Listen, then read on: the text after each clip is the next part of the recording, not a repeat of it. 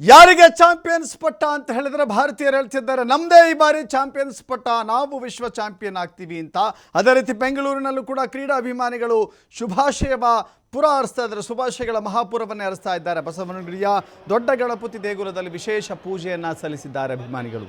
ವಿಶೇಷ ಪೂಜೆ ಸಲ್ಲಿಸಿ ಟೀಮ್ ಇಂಡಿಯಾ ಗೆಲ್ಲಬೇಕು ಅಂತ ಹೇಳಿ ವಿಶ್ ಮಾಡಿದ್ದಾರೆ. ಟೀಮ್ ಇಂಡಿಯಾ ಗೆಲ್ಲಬೇಕು ಅಂತ ಹೇಳಿ ಅಭಿಮಾನಿಗಳು ಶುಭ ಹಾರೈಸಿದ್ದಾರೆ.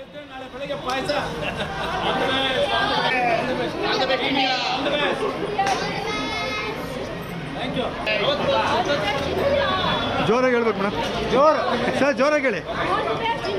ಇವತ್ತು ಇಂಡಿಯಾ ಮತ್ತು ನ್ಯೂಜಿಲೆಂಡ್ ಫೈನಲ್ಸ್ ಇದೆ.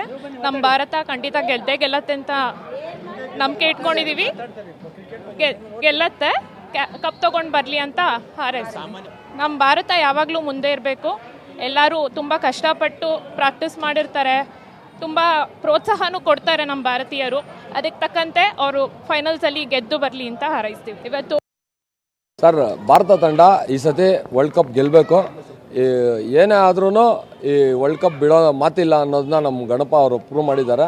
ಲಾಸ್ಟ್ ಟೈಮ್ ಯಾವ ರೀತಿ ಒಂದು ಪಾಕಿಸ್ತಾನವನ್ನು ಧೂಳಿಪಟ ಮಾಡಿದ್ರು, ಅದೇ ರೀತಿ ನಾನು ಗುಡ್ ಲಕ್ ಆ್ಯಂಡ್ ಈ ಸಲ ನಮ್ಮದೇ ಕಪ್ ಆಗುತ್ತೆ ಅಂತ ಅಂದ್ಕೊಂಡಿದ್ದೀವಿ. ಇಂಡಿಯಾ ಗೆಲ್ಲತ್ತೆ, ಸೊ ಗೆದ್ಬಿಟ್ಟು ಕಪ್ ನಮ್ದಾಗಲಿ ಅಂತ. ಗುಡ್ ಲಕ್ ಆ್ಯಂಡ್ ಈ ಸಲ ನಮ್ಮದೇ ಕಪ್ ಆಗುತ್ತೆ ಅಂತ ಅಂದ್ಕೊಂಡಿದ್ದೀವಿ. ಇಂಡಿಯಾ ಗೆಲ್ಲತ್ತೆ, ಸೊ ಗೆದ್ಬಿಟ್ಟು ಕಪ್ ನಮ್ದಾಗಲಿ ಅಂತ. ಗುಡ್ ಲಕ್ ಆ್ಯಂಡ್ ಈ ಸಲ ನಮ್ಮದೇ ಕಪ್ ಆಗುತ್ತೆ ಅಂತ ಅಂದ್ಕೊಂಡಿದ್ದೀವಿ. ಇಂಡಿಯಾ ಗೆಲ್ಲತ್ತೆ, ಸೊ ಗೆದ್ಬಿಟ್ಟು.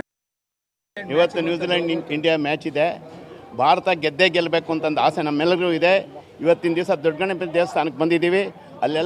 ಎಲ್ಲ ಇದರಂತೆ ಆಸೆಯಂತೆ ಇವತ್ತು ನಮ್ಮವರು ಕಪ್ಪನ ಗೆದ್ದು ಬರಬೇಕು ಅಂತಕ್ಕಂಥದ್ದು ಆಸೆ ಇದೆ. ನಮ್ಮ ಪ್ರಧಾನಮಂತ್ರಿಗಳು ಯಾವಾಗಲೂ ನಮ್ಮ ಭಾರತ ತಂಡಕ್ಕೆ, ದೇಶಕ್ಕೆ ಯಾವಾಗಲೂ ಹೋರಾಡ್ತಾರೆ. ಅದೇ ಥರ ನಮ್ಮಲ್ಲಿರ್ತಕ್ಕಂಥ ಕ್ಯಾಪ್ಟನ್ ಆಗಲಿ ಇನ್ನಾಗಲಿ